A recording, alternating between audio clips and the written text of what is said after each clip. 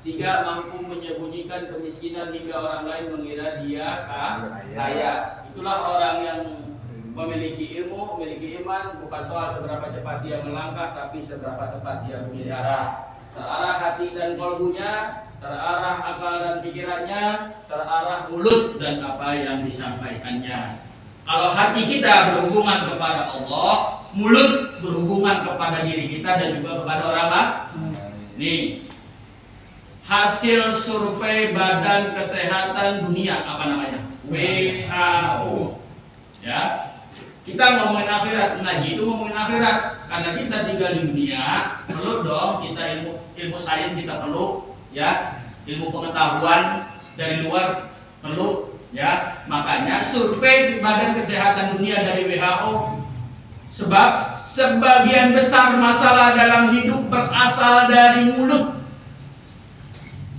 Ya, Pak, kalau langsung tembak itu tidak ternyata dari tangan, ya kan? Dari mulut juga bisa tembak aja, gitu kan? Dari kaki kita mau mencuri bisa kan? Tapi kan juga dari mulut yang bisa, mulut dan hati yang menggerakkan. Jadi apa tadi? Sebagian besar masalah dalam hidup berasal dari mulut. Kalau enggak salah makan di mulut, Pak. Kalau enggak ya salah ngomong. Paham? Salah makan bisa jadi penyakit yang berasal dari kita. Pak, kalau salah ngomong yang merasakan sakitnya siapa? Orang lain. Paham? Ya enggak? Ya enggak, Pak? Makanya kata Umar bin Khattab, kalau kamu makan dengan hati-hati, makan nih. Kita kan makan milih-milih, namanya punya duit. Ya, tidak lagi kemarin Ramadan, Allah menjanjikan surga, kita malah milih warteg. Ramadan, sekali-kali sobek. Apa? Ini kita bilang banget. Allah menjanjikan surga, kita malah milih warteg. Orang nggak tahu, tapi kakinya kelihatan, sendalnya kelihatan. Wah, sendal bapak gua nih dari warteg ngari-ngari orang pada puasa. Dia minum es rajus, enak banget, krenyes kayak aspal siram air, tapi panasnya, Pak. Ya, ya Pak. Iya. Jadi sebagian besar masalah dalam hidup berasal dari mulut. Kalau gaya salah makan, kalau gaya salah ngomong. Ya. Jadi kalau makan kita hati-hati, keluar juga hati-hati. Yang keluar masuk dalam tubuh kita itu apa yang berasa? Mohon maaf, Pak. Mulut dan bawah. Yang bawah itu, Pak, apa bahasa Jermannya? Siri bahasanya. Ya, belakang kita nih, Pak. Ya, kalau nggak ada jasadnya yang keluar, ya paling-paling angin. Saya sih nggak ngomong jasad itu lupa sih, Pak Ustadz, ya sendiri dah. Ya, kalau tidak jasadnya paling angin, tapi kan nggak bisa dimasukin, Pak, keluar doang. Jadi kalau misalnya kita makan hati-hati keluarnya sama yang bahasa Jerman kita silit ini, Pak, ingat Badan Kesehatan Dunia, sebagian besar masalah dalam hidup adalah berasal dari mulut, cangkemmu. Makanya harus banyak puasa. Wali-wali dulu banyak puasa, ustaz-ustaz dulu banyak puasa. Semua Habib Kiai banyak puasa. Kenapa? Makanya Allah, Pak, kalau kata Rasulullah, orang yang puasa mulutnya wangi. Mau misi, mau kasturi, iya wangi, tapi nanti di surga, bukan di dunia. Orang puasa mah makan apa aja di dunia tetap aja bau kandang ayam, Pak. Kira, ya kan? Kata Nabi bau misi, bau kasturi, gak mampus lu. Ya coba dah. Entar kalau puasa kita diterima baru wangi. Makanya baunya suruh diem. Paham, Pak? Ya enggak? Iya. Puasa biar kata makan sate kambing, rendang sapi, silakan, Pak. Tetap ya namanya puasa, Pak. Udah panas, ya, udah lapar, ngobrol dua-dua serius, Pak. Ngopi kagak puasa, ngomong dekat insya Allah salah satunya dia mampus itu. Iya. Ya, entar Pak kalau puasa kita terima baru wangi. Jangan sombong. Lebat bau tembelek. Gua puasa. Enggak bisa, Pak. Ya, ntar ya mulut kita puasa bau disuruh diem, cep, paham nggak? Paham nggak? Iya, kenapa? Karena kalau kita makan hati-hati, keluar juga harus hati-hati dong. Makanya puasa dah, gitu ya. Iya. Makanya kalau kita tahu aja, kalau kita tahu, seandainya kita tahu dulu merasakan manisnya ilmu, kita akan memilih belajar dengan sungguh-sungguh. Kalau dulu kita tahu, ternyata ilmu itu manis. Ya. Yang dikasih ilmu, malaikat itu kan ada 70.000 malaikat saat Rasulullah Mi'raj ke Baitul Ma'mur. Di atas kan itu, no? Ya. Kenapa? Karena Rasulullah lihat lagi pada tasbih, ada yang sederan lah. Ada berapa malaikat yang sederan, tetap dilihat sama Rasulullah itu ada 70. Yang dilihat ya tidak kelihatan, nggak tahu berapa jumlahnya, wallahu a'lam. Dikecilin lagi itu malaikat yang kita ketahui ada 10. Kan gitu kan? Dikecilin lagi malaikat al-muqarrabin, malaikat yang dekat kepada Allah ada 4. Sebelum 4 dikecilin lagi malaikat panitia kiamat ada 8. Dikecilin lagi malaikat muqarrabin ada 4. Ya, dikecilin lagi malaikat yang matinya terakhir tinggal 1 sebagai panitia kiamat. 1 Pak, dikasih ilmu sama Allah, sampai saat ini dia belum pernah merasakan. Siapa? Malaikat menjawab siapa? Menjawab nyawa siapa namanya? Kalau Israfil Israel. Kalau Israel mana Yahudi. Kalau Ismail Abi. Kalau Mahil Lecong mana Magalon. Pak, paham ya Pak? Mahil Lecong itu bahasa zaman sekarang. Kupingnya muncul. Ya. Paham Pak? Nah, kata Allah, kamu aku berikan ilmu. Disurvei lagi Pak. Kita survei lagi, menurut Badan Kesehatan Dunia WHO, setiap detik sedunia mati 2 orang. Jadi ya Pak, sedunia, bola palanya berapa sedunia? Berapa penduduk jiwa dunia? Dibedah negara Islam, ya kan? Negara yang demokratis, negara paling bersih. Pokoknya sedunia, setiap detik mati 2 orang. Kalau 1 menit berapa detik? 60. 1 jam berapa menit? Nah, hitung aja Pak. Hitung aja. Apa kata Allah? Israel, kamu aku berikan ilmu untuk mencabut nyawa. Terakhir tinggal Israel diminta untuk cabut nyawa sendiri. Ya kalau Israel datang suruh aja lagi biar tahu. Ya. Biar paham Israelnya. Ya, Israel cabut sendiri Pak. Oh, ya Allah, gak kuat, sakit. Kenapa? Karena ilmu yang aku berikan kamu tidak rasakan. Hamba. Nah sekarang kita rasakannya apa? Jadi ilmu untuk beriman, rasakan. Hamba. Ada orang ngaji di mana-mana, wah Habib kayak gimana aja samperin. Di mana aja samperin. Asal ada petasan. Buat Habib langsung bunuh. Ya kan ya? Udah gitu ada. Buat tuh marah tuh Habib lari langsung. Di mana aja sampai? Sebayang kagak Pak. Iya. Sebayang kagak. Ada orang tawuran kanan kiri. Allahu Akbar. Sebayang Pak. Orang. Ayo Islam dinistakan. Allahu Akbar. Ngaji Pak. Boten. Kalau ngumpul ngaji yang bener. Ya. Yang rajin dasar tidur badan ngorok yang gitu. Tidurnya badan miring. Jadi Islam dikit salah. Allahu Akbar. Ya dia sendiri gak ngaji. Ya. Ya enggak? Paham enggak Pak? Iya. Jadi kalau Israel aja nyabut nyawanya Pak, sakit. Allah gak cabut. Suruh cabut juga, gak kuat lagi, gak kuat. Nangis. Apa kata Israel? Ya Allah, kalau gitu seandainya dulu aku tahu kalau dicabut itu sakit, saya akan pelan-pelan. Enggak asal nyomot aja. Ini besok nih. Lagi ngaji kok. Sangat contoh. Ya, contoh. Ustaz aja dulu kayak gua dong. Ya, misalnya ya, cabut. Saya nggak mau asal cabut ya Allah, ternyata sakit banget. Ada salah satu contoh.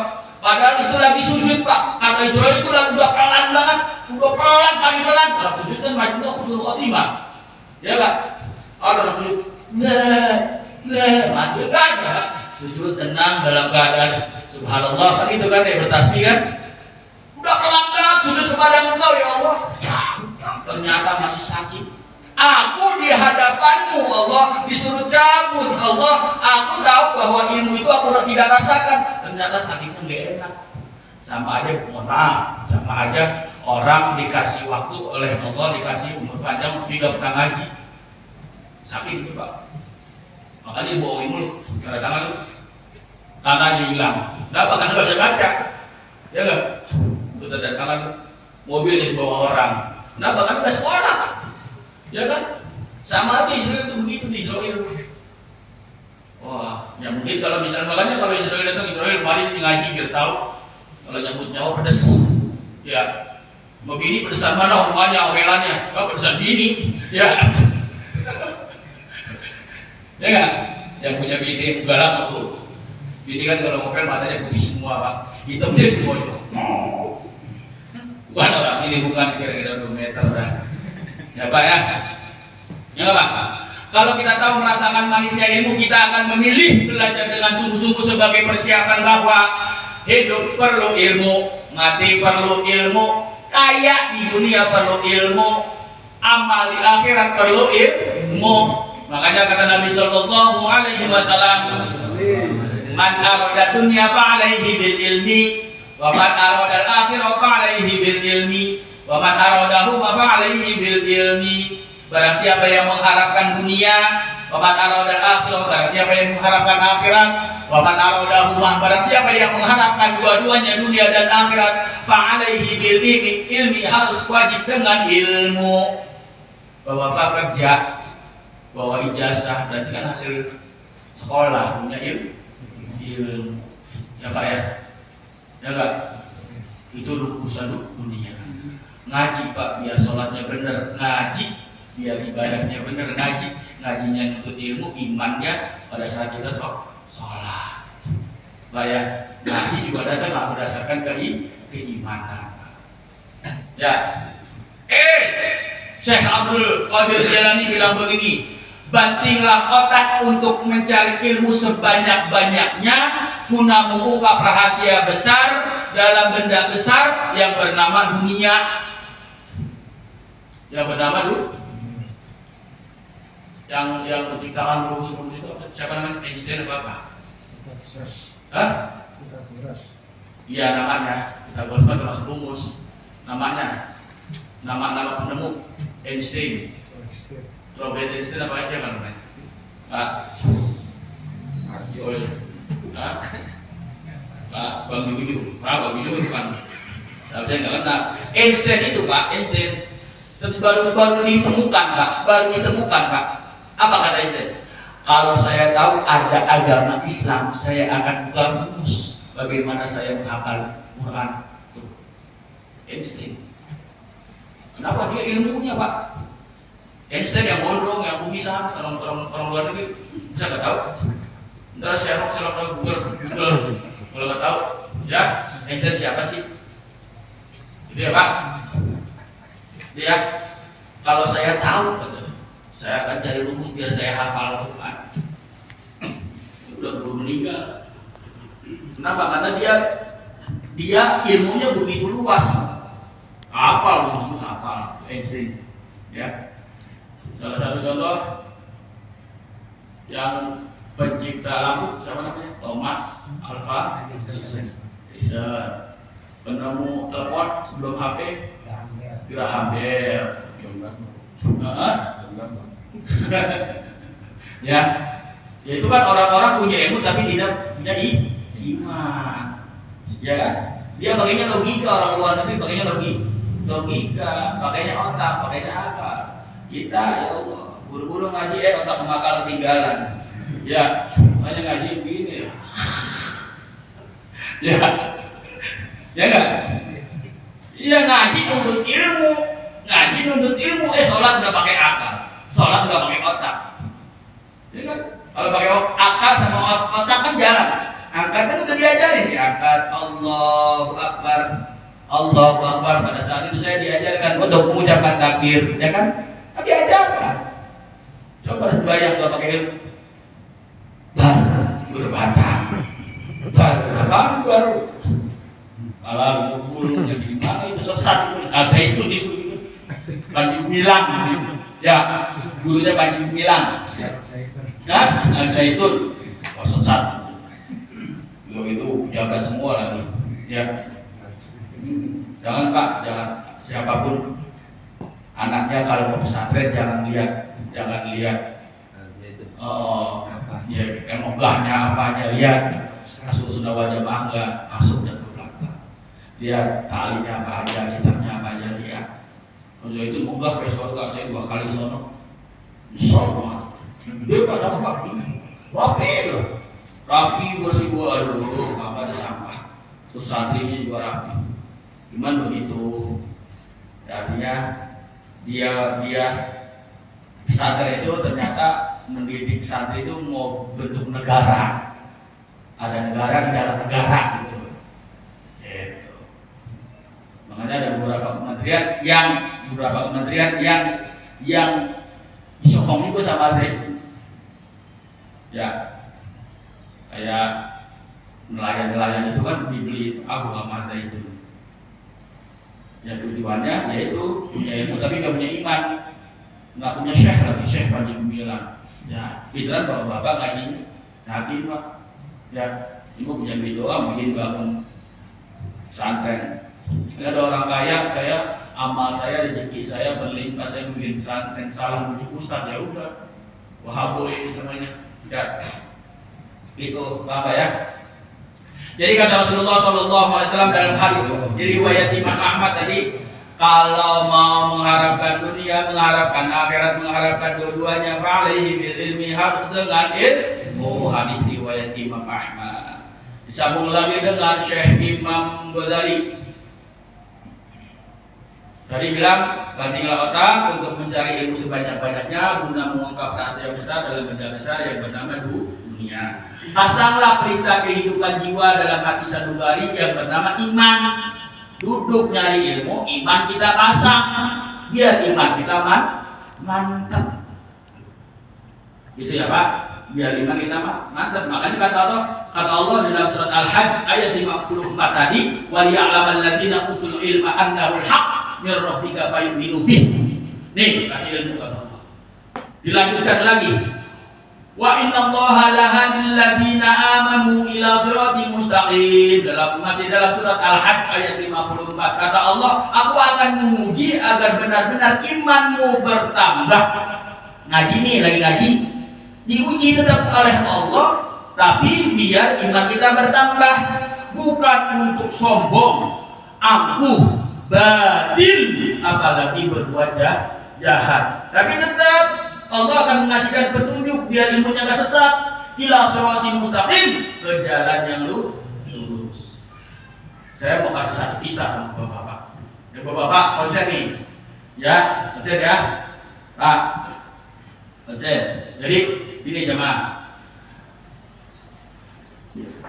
ada beberapa pemuda yang merasa paling soleh, paling alim, merasa paling pintar, yang merasa paling benar, mendatangi gurunya seorang kiai yang bijaksana untuk meminta fatwa atau petunjuk darinya. Kata para pemuda gini, Kiai, kita udah gak tahan lagi nih, kita udah gak betah lagi melihat kerusakan maksiat di sekeliling kita. Berikanlah fatwa untuk kami habisi. Kami minta petunjuk biar kita ledakan, dibom Kiai orang-orang ahli maksiat ke tempat-tempat yang mereka datangi untuk merusak iman, menghancurkan Islam. Berikan fatwa sekarang juga. Namanya kiai, ya. Apalagi udah tua, udah ngangguk tuh ya. Sambil ngangguk, sambil menggeleng, ya Allah, sambil mendengarkan ucapan para pemuda yang gagah berani itu, Pak, yang merasa paling soleh, paling alim, paling benar. Maka gurunya menjawab, kayaknya jawab, baiklah, Tapi sebelum aku berfatwa, aku mau bertanya dulu. Nih, kalau tempat itu kamu ledakan, kamu habisi, dan semua yang berada di dalamnya mati, tewas mengenaskan gara-gara kamu, kemana menurut kamu yang tewas? Kemana yang mati kelak mereka akan berada? Jawab juga. Ayo, kata kayaknya. Ayo, apakah dia di surga? Apakah dia di neraka? Itu kata kayaknya. Wow, namanya muda, masih muda, hijrah sebulan, sadar kilat sebulan, udah goblok gitu. Ya, hijrah cuma sebulan, ya kan? Iya, hijrah sebulan, sadar kilat, aduh, lagunya berbom sono bom sini. Apa kata santrinya, kata para pemuda? Ini dari kecil, SMK, kuliah, ya kuliah udah sendiri kan, anak mudanya kalau ada rafis, macam-macam ngomongnya, wah itu udah kafir, itu udah musyrik, itu kan? Ya merasa dia punya ilmu, merasa mahasiswi, jadi berani datangin kiai, ya kan? Wah salah tuh, kita harus minta fatwa sama kiai. Kiai gimana sih? Masih nanya aja soal surga neraka.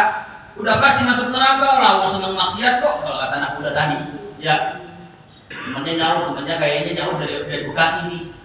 Neraka udah yang begitu mah. Ya orang Bekasi. Neraka, yang itu mah kiai gimana sih? Ngopi mulu sih. Kiainya jawab, kalau begitu kamu semua sedang bekerja sama dengan iblis. Apa jangan-jangan kamu masih keturunan iblis? Karena iblis menggoda, merayu, menggiring manusia untuk matinya su'ul khotimah, matinya masuk neraka, dan kamu semua mencederai, menewaskan orang untuk masuk neraka. Betul nggak Pak? Ini kiai betul nggak ngomongnya? Betul aja Pak, biar kelar ya. Betul nggak kira-kira? Ya.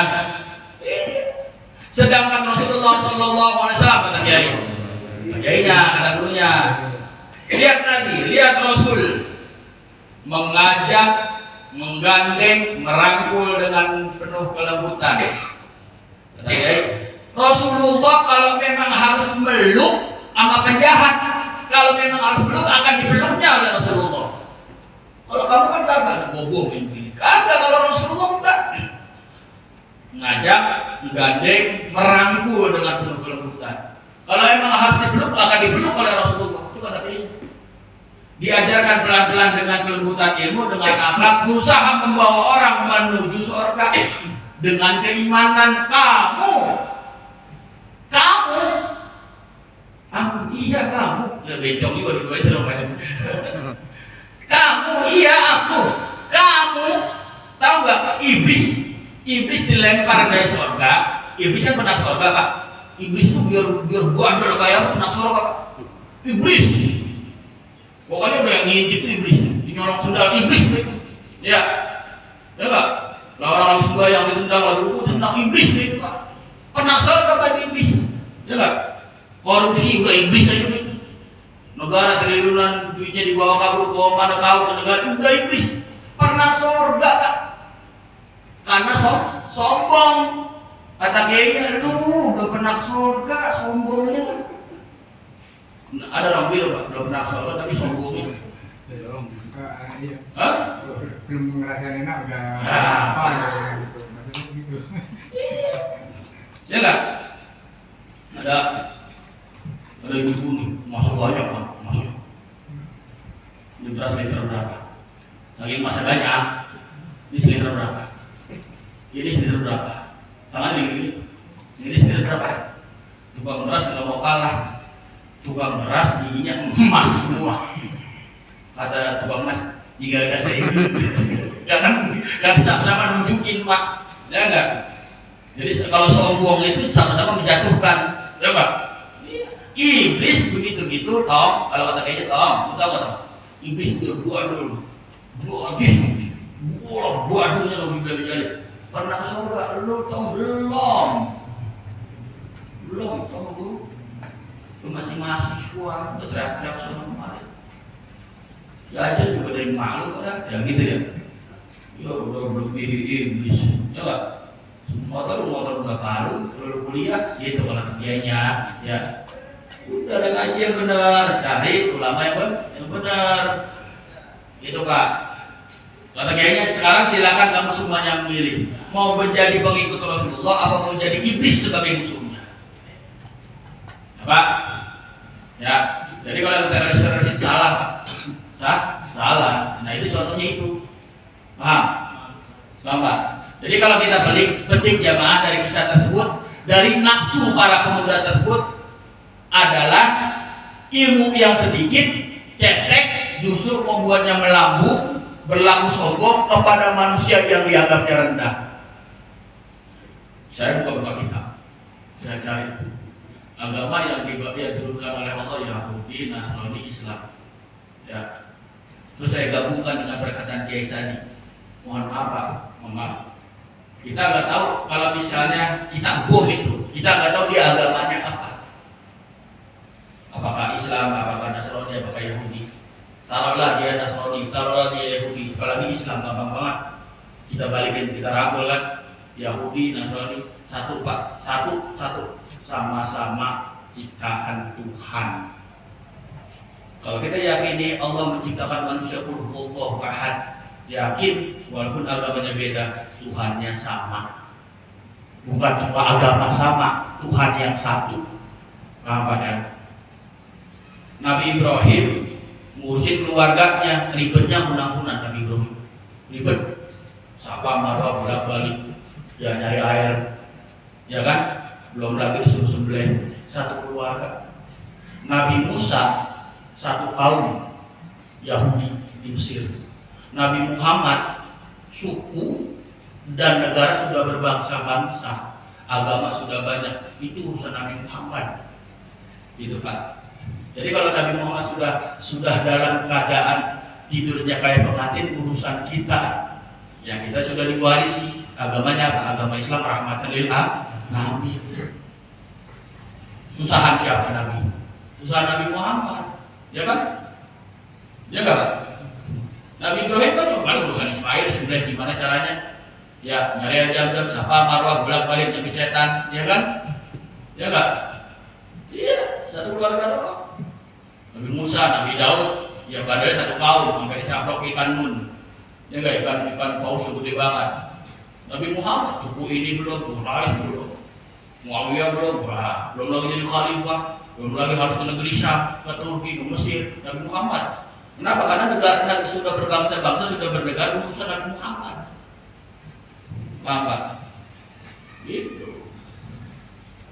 Nah, jadi kisah yang kita petik dari tadi, dari nafsu para pemuda tersebut adalah ilmu yang cetek, justru membuatnya berlaku sombong. Imam Ali karramallahu wajhahu berpesan begini Pak. Orang yang menuntut ilmu akan bertambah ilmu pengetahuannya dan tetap menjadi manusia utuh yang beriman. Bapak ngaji, dari kecil ngaji, tetap jadi manusia kan? Tetap menjadi manusia utuh yang beriman, bukan menjadi Tuhan. Baru surat Al-Baqarah aja, ente kafir, kamu salah, ini salah, kamu musyrik. Kalau Allah maha benar dengan segala firman-Nya, kalau manusia yang begitu tuh, ya sebagai manusia yang maha benar dengan segala ambisinya, seolah-olah menjadi Tuhan. Hamba. Kalau Allah kan apa? Maha benar dengan segala firman-Nya. Kalau manusia sombong sebagai manusia yang maha benar dengan ambisinya. Iya. Wah, harus kafir lu nggak boleh begitu. Pelan-pelan ya, jadi ya Pak. Pelan-pelan. Ujung-ujungnya kafir juga, tapi kan pelan-pelan. Jangan langsung tombak kafir udah mati, ya nggak bisa. Pelan-pelan, ya pelan-pelan. Gitu ya Pak. Jadi ini al-mabhasul awal fil imani billahi subhanahu wa ta'ala. Pak. kalaulah ilmu yang diberikan Fatukhbitu lahu qulubuhum wa inallaha lahadil ladzina amanu ila siratal mustaqim. Allah tetap Pak menjaga biar kita tuh enggak sampai sesat. Kita punya keimanan, kita punya iman, kita ngaji lagi, kita sholat, tapi Allah tetap menjaga. Allah tetap menjaga. Nih, ada orang baik, ada orang setengah baik, ada orang nggak pernah baik sama sekali. Ya, kalau orang beriman, orang punya ilmu, orang baik diberikan musibah, dia menganggapnya itu ujian. Orang yang setengah baik menganggapnya peringatan. Orang yang nggak pernah baik hukuman. Kita kena musibah. Taruhlah katakan kita orang yang tidak pernah baik sama sekali. Pada saat kita duduk di sini, ayo kita nanti tawuran, kita di penjara, apa yang kita harapkan? Paling-paling minta kepada Allah, ya kan? Ya nggak Pak? Minta kepada Allah biar lekas dikeluarin, minta kepada Allah sujud. Kata Allah itu yang aku mau. Saat kamu diberikan musibah yang paling besar, kau dekat kepadamu. Tapi pada saat aku kabul doanya, kamu lupa. Paham gak? Makanya orang harus kena musibah terus. Gak usah jauh-jauh dah COVID itu kan sedunia kan. Ada yang baik, ada yang setengah baik, ada yang gak pernah baik. Orang yang baik itu ujian, yang setengah baik peringatan, yang gak pernah baik sekali musibah. Dan sembahyang orang ngaji buat ini ujian buat gua, dah kan sembahyang. Ya kan? Bukan gak ngaji. Ya Pak, paham gak Pak? Masih geter Pak? Paham gak Pak? Saya pernah isi di Cipinang. Itu orang baru tatonya banyak. Pak, tatonya banyak, rambutnya gondrong. Ini anting Pak, anting udah. Antingnya udah gak jelas lagi. Udah tromol, pelak beca, apa udah gede banget. Ya, tatonya aja udah banyak tatonya. Udah gede. Pak Ustaz, saya mau tanya. Iya silakan, saya divonis seumur hidup karena saya membunuh 7 orang tadi. Terus yang jadi pertanyaan, boleh nggak Pak Ustadz? Ini badan saya kayaknya nggak suci, semuanya tato. Nggak apa-apa karena udah ditato, ya kan? Tidak apa-apa Pak karena sudah ditato. Kalau mau suci banget tatonya kan harus dihilangin, ya kan?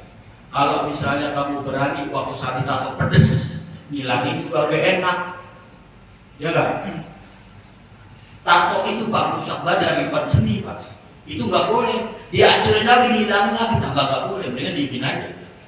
Paham Pak? Saking bodohnya. Jadi buat kita yang sudah tahu bahwa tato itu haram, tidak boleh bertato. Saya bertahajud saat saya lagi ngapalin Quran. Kemudian waktu itu saya baca juz amma kan. Saya jelaskan tentang juz amma waktu ta'lim waktu saya di situ. Dia baca deh. Bacanya beletetan, tapi dia berusaha ngapalin Quran. Terus saya jawab begini, Allah maunya kamu tuh di sini. Kamu merasa dekat kepada Allah. Itu maunya Allah. Coba kamu minta dikeluarin, saat kamu keluar pasti kamu menjauh lupa sama Allah. Makanya wajib juga dipeluk-peluk, dikasih musibah. Apa Pak? Ya hukuman kita yang setengah baik kan kita nggak sampai kena hukuman kan, hukuman sampai di penjara. Paling hukuman ya apa sih yang kita rasakan gak enak. Contoh gampang begini, ada suami istri ribut dahsyat hebat, wah menggelegar kiri kanan tahu, tetangga manggil RT RW tahu, udah gak enak, udah minta ribut aja. Itu selama 3 tahun ribut cekcok. Saat gimana nih kamu selama masih satu rumah itu masih sering ribut. Nggak bisa Pak, mau bersama tapi gak ikhlas kan nggak bisa. Saya satu kos dengan bapak, tapi ribut dulu. Mau bersama gak ikhlas kan gak enak. Jangan dicerahin dulu, pulang dulu kamu ke rumah orang tua kamu pulang dulu dekat kepada Allah. 2 tahun dia sholat, rajin ibadat, istrinya juga begitu. Sampai mertuanya dua-duanya diumrohin, Pak, tetap masih ribut juga. 2 tahun, 3 tahun, pas 6 tahun berpisah, nyambung lagi. rukun lagi, ya malah jadi orang kaya yang kaya. Kemarin menara masjid di daerah Bekasi dia yang bayarin 300 juta pembangunan. Saya tanya, masih hafal surat Qul Anas, Falak, saya udah nggak sholat tuh, lupa sama Allah. Padahal Allah membayar itu dengan suksesnya doa dia kan, enggak? Ini lu bayar, lu akan sukses. Ini aku akan tambahkan rezekimu. Ini aku akan berikan rahmat hidayah buat untukmu, biar kamu sukses. Kamu sukses, kamu lupa. Gua kasih musibah lagi dah, biar kamu ingat, biar dekat. Paham nggak? Paham Pak? Paham Pak? Iya. Kadang-kadang tuh kitanya sekali udah lepas dari musibah lupa sama Allah. Padahal maksudnya Allah itu dikasih musibah biar kita dekat terus sama Allah. Nangis Allah, goceng, punya sekali Allah. Orang pada minum dawet, cendol, enak banget saya, orang sekali nyembah cendol. Orang yang beriman menjadi nyembah dawet. Ya Allah, 7 bulan udah bayar kontrakan, bini bunting, anak banyak banget, kayak laler ya Allah, ya Allah, nyembah kontrakan. Ya Allah, anak mau lulus biar nanti kalau SMK-nya bagus, ya Allah, kalau sekolahnya nanti berprestasi, nyembah sekolahan yang begitu. Minta aja dulu sama Allah. Yang benar, mintanya apa? Ikhlas ridho karena Allah, jangan minta macam-macam. Kadang-kadang kita lupa Pak.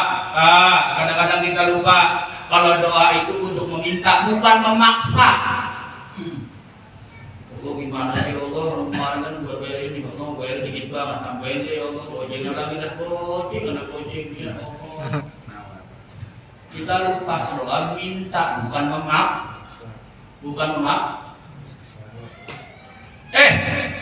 Kata Allah, kamu lupa ya?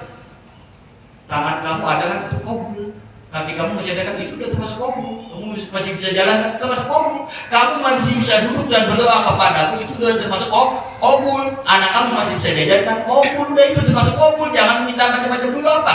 Ridho aja, ridho lillahi ta'ala. Kita kan minta. Ya Allah aku ridho. Ya Allah ridho. Aku ridho apa yang kau berikan. Udah cukup Pak, udah itu aja. Bisa nggak gitu? Nggak bisa Ustaz. Orang-orang juga nggak ada. Tapi sudah minyak aja susah. Ustaz minta Allah. Kalau saya minta siapa? Orang kali ngaji. Ya Allah, aku ridho apa yang kau berikan. Ya Allah, aku ridho apa yang engkau berikan ujian, peringatan atau musibah. Bisa gitu Pak? Sujud, pengen banget sujud. Ya Allah, saya nonton film baru ini. Ya Allah, sudah 3 bulan nggak nonton bioskop. Ya Allah. Ya, ada gitu. Ada tuh kalau minta. Pak, minta Pak. Udah 2 hari nggak makan fried chicken. Bagusan, lu boleh makan tempe, itu udah gosong. Lalu minta makan fried chicken. Ada gitu. Begitu aja susah ya. Kita ada makan fried chicken itu dibelah 2, diangkatin lagi. Kasih buka udah becek-becek. Nah dia minta 3 hari pakai makan fried chicken. Ya. Jadi kisah para pemuda itu ilmunya belum ada, udah berlaku sombong. Kiai kan kiai bijaksana, kalau kiainya kasar sih kok mobil lu gitu kali kiainya.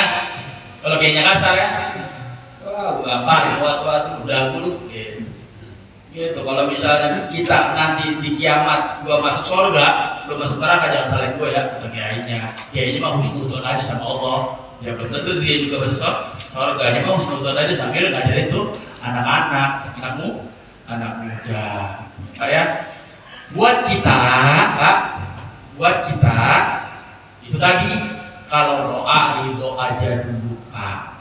Bapak-bapak masih bisa senderan, bapak-bapak masih bisa beli baju, bapak-bapak masih punya sarung, bapak-bapak kemarin masih ada yang punya sendal, walaupun sendalnya kanan semua, kan itu termasuk sudah dikabul Pak. Ya enggak?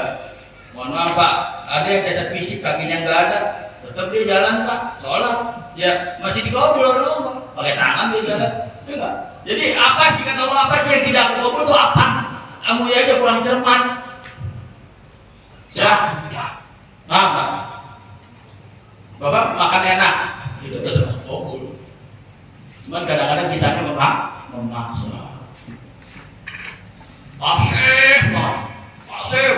baju. Kan kalau doa itu kan pakai adat. Doa itu pakai adat. Seperti lainnya kita menghadap Allah pada saat kita sholat.